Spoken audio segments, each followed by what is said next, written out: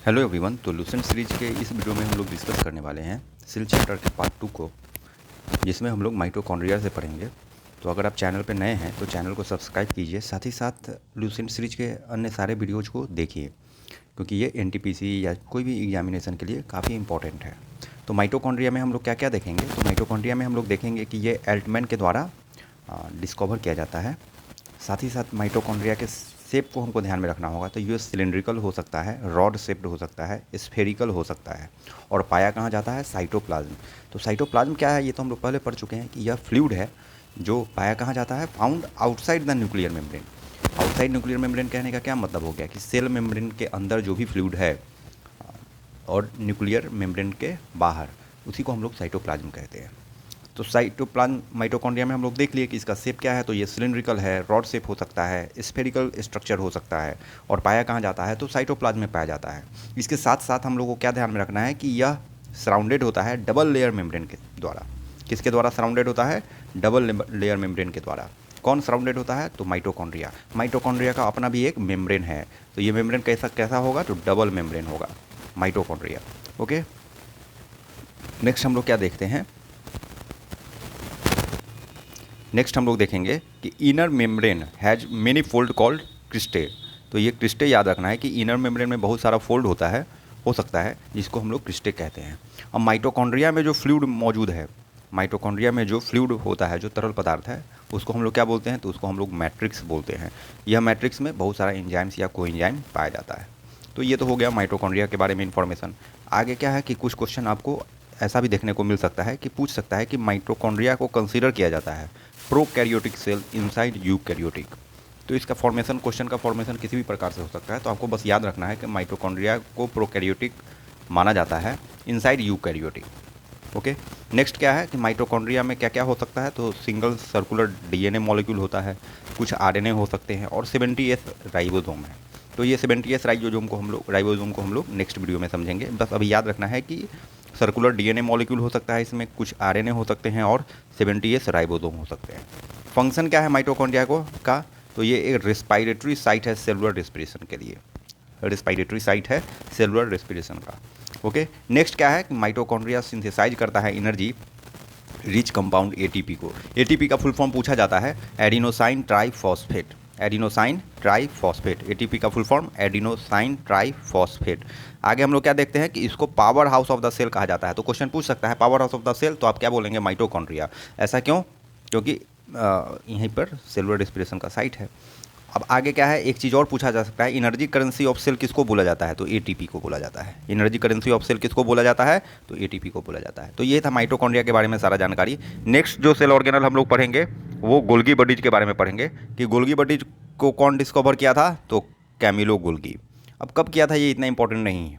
Next क्या है कि गोल्गी बडी कैसा होता है? तो ग्रुप ऑफ ट्यूब्स है, वेसिकल्स या वैक्यूल्स हो सकता है।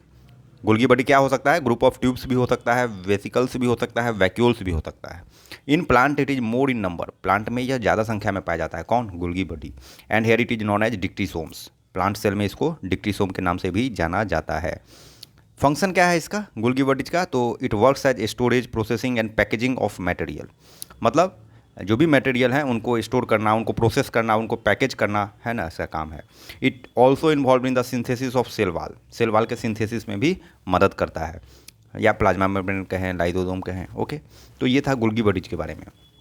नेक्स्ट फंक्शन इसका हम क्या देखते हैं? It helps in the synthesis of carbohydrate from simple sugar.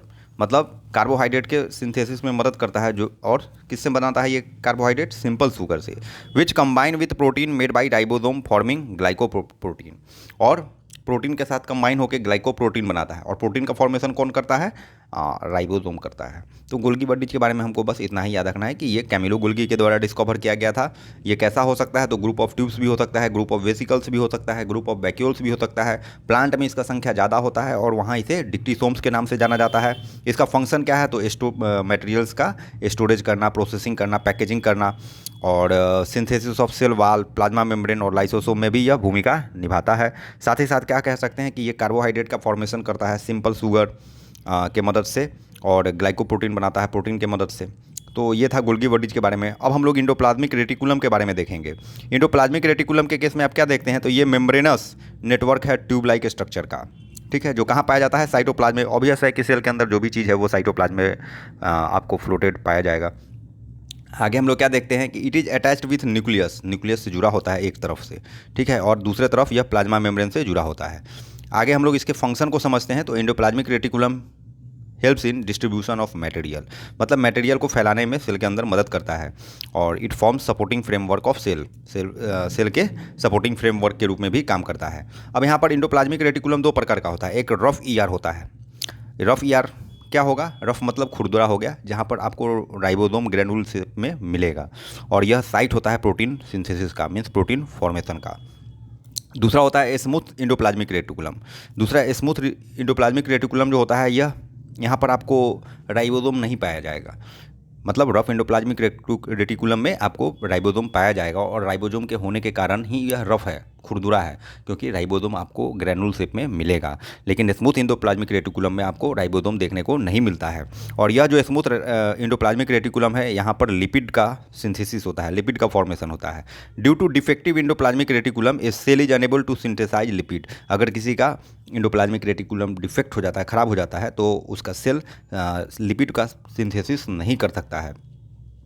तो फंक्शन में हम क्या बोल सकते हैं, तो फंक्शन में हम लोग बोल सकते हैं कि endoplasmic reticulum mechanical support provide करता है सेल को, प्रोटीन सिंथेसिस में मदद करता है, एंजाइम को ट्रांसपोर्ट करता है, क्योंकि ट्यूब लाइक स्ट्रक्चर है। तो ये था एंडोप्लाज्मिक रेटिकुलम के बारे में सारा चीज़ जो हमको याद रखना चाहिए एग्जामिनेशन पॉइंट ऑफ व्यू से, और लुसेंट में दिया गया है। नेक्स्ट हम लोग राइबोसोम के बारे में देखते हैं कि राइबोसोम को कौन डिस्कवर करता है, तो प्लाडे करते हैं। कौन करता है, प्लाडे। यह कैसा है, तो स्मॉल ग्रैनुल लाइक स्ट्रक्चर है, जो कहाँ पर मिलता है, अभी हम लोग पढ़े एंडोप्लाज्मिक रेटिकुलम में देखने को मिलता है। और जिस एंडोप्लाज्मिक रेटिकुलम के पार्ट में मिलता है उसको हम लोग क्या बोलते हैं, उसको हम लोग रफ एंडोप्लाज्मिक रेटिकुलम बोलते हैं। It is made up of ribonucleic acid. यह आरएनए से बना है। आरएनए का full form ribonucleic acid. Ribosome is not surrounded by membrane. Ribosome membrane के द्वारा सराउंडेड नहीं है। माइटोकॉन्ड्रिया के बारे में याद रहना चाहिए कि माइटोकॉन्ड्रिया डबल मेम्ब्रेन लेयर है, ऑर्गेनल है, जो डबल लेयर मेम्ब्रेन से घिरा होता है। अब फंक्शन क्या है राइबोसोम का, तो सिंपल है, यह प्रोटीन सिंथेसिस में मदद करता है। तो राइबोसोम के बारे में हम लोगों को इतना ही याद रखना है। तो आपसे पूछेगा कि प्रोटीन फॉर्मेशन में कौन मदद करता है, तो राइबोसोम करता है। नेक्स्ट क्या है, लाइसोसोम है। लाइसोसोम किसके द्वारा डिस्कवर किया गया था, डी ड्यू के द्वारा किया गया था। इसका स्ट्रक्चर कैसा होता है, तो सैक लाइक, बैग या बोरे जैसा स्ट्रक्चर होता है, bounded by single membrane. Lysosome single membrane से घिरा होता है। ये सब ऑब्जेक्टिव में पूछ सकता है, डबल मेम्ब्रेन से कौन घिरा है, सिंगल मेम्ब्रेन से कौन घिरा है, मेम्ब्रेन लेस कौन है, तो राइबोसोम है। आगे हम लोग क्या देखते हैं कि इसमें हाइड्रोलिटिक एंजाइम होता है। अब इसका फंक्शन क्या है, तो इसका फंक्शन है कि यह it is helps in intracellular digestion. Intracellular digestion में पचाने में मदद करता है। The enzyme found in lysosome में digest the entire cell. Lysosome में जो एंजाइम है उसमें इतना कैपेसिटी है, उसका इंटेंसिटी इतना है कि वो पूरे सेल ऑर्गेनल को डाइजेस्ट कर सकता है। इसीलिए इसको suicidal bag of the cell कहा जाता है। क्या कहा जाता है, suicidal bag of the cell. अगर इसका मेम्ब्रेन रैप्चर कर गया तो क्या हो सकता है, सेल के अंदर के सारे ऑर्गेनल को यह डाइजेस्ट कर लेगा। लाइसोसोम नहीं पाया जाता है कहाँ, तो रेड ब्लड कॉर्पुस्कल्स ऑफ मैमल्स में, माने मैमल के आरबीसी में लाइसोसोम नहीं पाया जाता है। तो ये भी क्वेश्चन बन सकता है, एक्सेप्शनल पॉइंट है। तो ये लाइसोसोम के बारे में जानकारी था। आगे हम लोग सेंट्रोसोम को देखते हैं। तो सेंट्रोसोम किसके द्वारा डिस्कवर किया गया था, वोबरी के द्वारा किया गया था। यह मेनली पाया जाता है एनिमल सेल में, और सेल डिवीजन में पार्टिसिपेट करता है। It is not bounded by membrane, consist of 2 centriole. यह घिरा हुआ नहीं होता है मेम्ब्रेन के द्वारा, है ना, जिसमें 2 सेंट्रियोल होता है। फंक्शन में हम लोग क्या देखते हैं, तो centriole found in centrosome initiate the cell division. मतलब यह सेल डिवीजन को इनिशिएट करता है, और पहले क्या करता है, स्पिंडल फाइबर बनाता है बिटवीन 2 पोल्स। ऐसा स्पिंडल शेप देखना है, यहाँ पर एक, यहाँ पर एक। ओके, अब प्लास्टिड के बारे में हम लोग पढ़ेंगे। ये हो गया सेंट्रोसोम के बारे में। प्लास्टिड में हम लोग क्या देखते हैं, यह केवल प्लांट सेल में पाया जाता है। पी से प्लास्टिड, पी से प्लांट सेल। और यह 3 प्रकार का, क्लोरोप्लास्ट, क्रोमोप्लास्ट, ल्यूकोप्लास्ट। यहाँ से क्वेश्चन बनता है। क्लोरोप्लास्ट के बारे में क्या कह रहा है कि these are green pigment found in green plants involve in photosynthesis. यह ग्रीन पिगमेंट है, क्लोरोप्लास्ट ग्रीन पिगमेंट है, यह ग्रीन कलर प्रोवाइड करता है, और यही साइट है जहाँ पर फोटोसिंथेसिस होता है।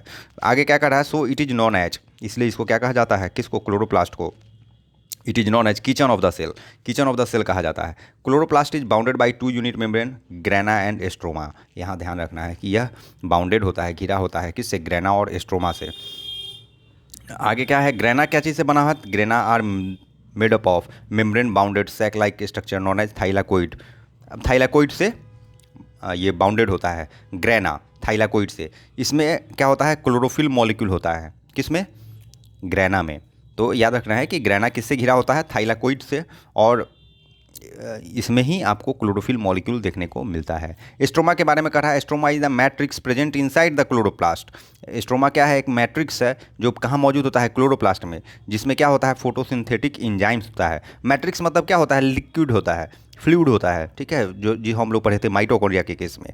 तो स्ट्रोमा में क्या होता है? मैट्रिक्स होता है, फ्लूइड होता है, और इसमें क्या होता है? फोटोसिंथेटिक एंजाइम्स होते हैं एंड स्टार्च ग्रेन होते हैं। ग्रेनम के बारे में कह रहा है, क्या चीज़ से बना हुआ है? तो 20 to 50 थाइलाकोइड से बना हुआ है। ग्रेनम क्या चीज़ से बना हुआ है? 20 to 50 थाइलाकोइड से बना हुआ है, मतलब 20 या 50 या उसके बीच के किसी भी संख्या इतना थाइलाकोइड से बना हुआ है। Granum is the site of light reaction. Granum किसका साइट है? लाइट रिएक्शन का साइट है during photosynthesis. While stroma dark reaction का साइट है। ठीक है, तो इतना ही याद रखिएगा। डार्क रिएक्शन का साइट कौन है? तो स्ट्रोमा। और लाइट रिएक्शन का साइट कौन है? तो ग्रेना या ग्रेनम बोलें। ठीक है, स्ट्रोमा कह रहा है, stroma of the chloroplast have a small double standard circular DNA and 70s ribosome. ठीक है, फंक्शन क्या है? क्लोरोप्लास्ट क्या करता है? ग्रीन कलर प्रोवाइड करता है प्लांट को और पार्टिसिपेट करता है फोटोसिंथेसिस में। तो क्लोरोप्लास्ट काफ़ी इंपॉर्टेंट है, इतना आप याद रखिएगा। क्लोरोप्लास्ट में, क्रोमोप्लास्ट में हम लोग क्या देखते हैं? Chromoplast provides various colour to the plants. Chromoplast क्या करता है? बहुत सारे कलर प्रोवाइड करता है प्लांट को, फ्लावर को, फ्रूट को, ईटीसी को। क्रोमोप्लास्ट अलग अलग प्रकार के हो सकते हैं, लाइकोपीन, कैरोटीन, बेटानीन। ठीक है, लाइकोपीन के बारे में आप क्या कहिएगा? टोमेटो में यह रेड कलर प्रोवाइड करता है। कैरोटीन के बारे में आप क्या कहिएगा? यह येलो या ऑरेंज कलर प्रोवाइड करता है। इस आप एग्जांपल में कैरोट को देख सकते हैं, लाल भी होता है, पीला भी होता है। विटामिन के बारे में कहिएगा तो यह शुगर बीट में पाया जाता है। तो ये था क्रोमोप्लास्ट के बारे में कि वेरियस कलर प्रोवाइड करने का काम करता है क्रोमोप्लास्ट, फ्लावर को, फ्रूट को। ल्यूकोप्लास्ट क्या होता है? कलरलेस होता है। ल्यूकोप्लास्ट क्या होता है? कलरलेस होता है, और यह स्टोर करता है फूड को। किस फॉर्म में? स्टार्च के फॉर्म में स्टोर कर सकता है, फैट के फॉर्म में स्टोर कर सकता है, प्रोटीन या ग्रैनुल्स के फॉर्म में स्टोर कर सकता है। ल्यूकोप्लास्ट के बारे में आप क्या देखिएगा कि यह फाउंड कहाँ पाया जाता है? जनरली रूट में या अंडरग्राउंड स्टेम में पाया जाता है, ताकि ये फूड को स्टोर करके रखता है। आगे हम लोग क्या देखते हैं? वैक्यूल के बारे में। वैक्यूल क्या है? तो vacuole it is a fluid filled single membrane bounded dead organelle of cell. मतलब ये डेड है, पहला चीज़ ये याद रखना है वैक्यूल। दूसरा डेड हम लोग किसके बारे में पढ़े थे? सेल वॉल के बारे में पढ़े थे। और फ्लूइड फील्ड होता है इसमें, और सिंगल मेम्ब्रेन से घिरा होता है। आगे हम लोग क्या देखते हैं? In plant cell it is larger in size. Vacuole plant में बड़ा, प्लांट सेल में बड़ा देखने को मिलता है, एनिमल में स्मॉलर साइज को मिलता है। The membrane which surround the vacuole called tonoplast. Vacuole को जो मेम्ब्रेन परत घेरे हुए होता है, इसको हम लोग टोनोप्लास्ट कहते हैं। ओके, ये जो मेम्ब्रेन है ये टोनोप्लास्ट हो गया। फंक्शन क्या है? तो it helps in osmoregulation. यह ऑस्मो रेगुलेशन में मदद करता है और टॉक्सिक मेटाबॉलिक वेस्ट को स्टोर करके रखता है। टॉक्सिक मेटाबॉलिक वेस्ट को स्टोर करके रखता है। कह रहा है in plant cell there is a large central vacuole that और may occupy 90% of total cell volume. मतलब अभी तो पहले हम लोग पढ़ रहे हैं कि प्लांट सेल में वैक्यूल बड़ा साइज में पाया जाता है, और इतना बड़ा होता है कि लगभग 90% सेल के वॉल्यूम को कंज्यूम किए हुए रहता है। Plant cell vacuoles provide turgidity and rigidity, माने मजबूती वगैरह स्ट्रेंथ प्रोवाइड करता है। In amoeba vacuole play role in osmoregulation and nutrition. Nutrition, osmoregulation, इन सारे कामों में मदद करता है वैक्यूल। किसको? अमीबा को। फूड वगैरह डाइजेस्ट होता है वहाँ पर। आगे हम लोग पढ़ेंगे न्यूक्लियस के बारे में। तो न्यूक्लियस क्या है? स्फेरिकल हो सकता है ना, centrally located major central structure है जो सेल का है। और प्लांट सेल में it is shifted towards periphery, मतलब कॉर्नर की तरफ खींचा होता है प्लांट सेल के केस में। कह रहा है यह डबल बाउंडेड लेयर है, मीन्स डबल लेयर से बाउंडेड है, डबल लेयर से घिरा होता है। तो आपको याद रखना होगा कि डबल मेम्ब्रेन स्ट्रक्चर कौन कौन है, सिंगल मेम्ब्रेन स्ट्रक्चर कौन कौन है, कौन सा ऐसा सेल ऑर्गेनल है जिसमें मेम्ब्रेन ही नहीं है। आगे हम लोग क्या देखते हैं? With in nucleoplasm. अब न्यूक्लियोप्लाज्म क्या हो गया? न्यूक्लियस के अंदर जो फ्लूइड है, जो लिक्विड है, उसी को न्यूक्लियोप्लाज्म कहते हैं। तो within nucleoplasm nucleolus and chromatin material are present. मतलब न्यूक्लियस के अंदर जो फ्लूइड है उसमें क्या क्या चीज़ होता है? तो उसमें न्यूक्लियोलस होता है और क्रोमाटीन होता है। ठीक है, nucleolus is rich in protein and RNA. Nucleolus जो है प्रोटीन और आरएनए से बना है, उसमें ज़्यादा मात्रा में है। Chromatin material is thin thread like structure. अब क्रोमाटीन मटेरियल जो है वो थ्रेड लाइक स्ट्रक्चर है, पतला धागानुमा structure. This is made up of genetic substance DNA. तो याद रखिएगा क्रोमाटीन क्या चीज़ से बना है? डीएनए से बना है। कैसा है? तो थ्रेड लाइक स्ट्रक्चर है। डीएनए का फुल फॉर्म पता होगा, deoxy ribo nucleic acid and histone protein. कह रहा है ड्यूरिंग सेल डिवीजन, जब सेल डिवीजन होता है, क्रोमाटीन जो है, यह क्रोमाटीन जो थ्रेड लाइक स्ट्रक्चर है, यह ब्रेक कर जाता है, टूट जाता है दो पीसेस में, और क्या बनाता है? क्रोमोसोम बनाता है। क्या बनाता है, क्रोमोसोम बनाता है। आगे इसके फंक्शन को हम लोग क्या देखते हैं, तो फंक्शन में देखते हैं कि it controls all the activity of cell. Cell के सारे एक्टिविटी को कंट्रोल करने का काम न्यूक्लियस का है, इसलिए इसको कंट्रोल रूम ऑफ सेल भी कहा जाता है। क्रोमाटिन क्या करता है, ट्रांसमिट करता है hereditary character from parent to their offspring, means माता पिता से बच्चों में हेरिडिटरी इन्फॉर्मेशन को यह ट्रांसफ़र करने में मदद करता है। Other than nucleus DNA is also found in mitochondria and chloroplast. कह रहा है न्यूक्लियस डीएनए के अलावा